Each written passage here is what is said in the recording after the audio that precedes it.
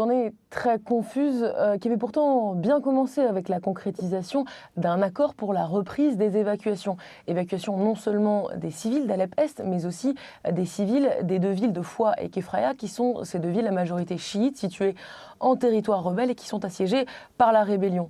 Des bus sont entrés à la mi-journée dans Alep-Est. Les civils qui attendaient depuis vendredi ont pu monter dans ces bus. Et puis 5 bus ont pu, eux, rentrer dans les villes de Foua et Kefraya. Et puis cet après-midi, il y a eu cette attaque sur un convoi de bus qui se dirigeait vers Foua et Kefraya.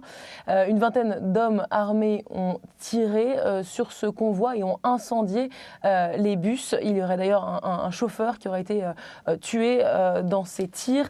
Alors il n'y a pas eu de revendication claire, mais plusieurs sources d'opposition accusent le front Fateh al-Sham, l'ancien front al-Nusra lié à Al-Qaïda, qui était notoirement contre cet accord d'évacuation des villes de Foua et Kefraya. Et puis l'armée syrienne libre a publié un communiqué dans lequel elle dénonce cette attaque qui, je cite, met en danger la vie de plus de 50 000 civils à Alep-Est. Alors pourtant, une source sécuritaire syrienne a affirmé cet après-midi, après cette attaque à l'agence France-Presse, que cette attaque ne remettait pas en cause l'accord conclu et que les évacuations des civils d'Alep-Est allaient continuer.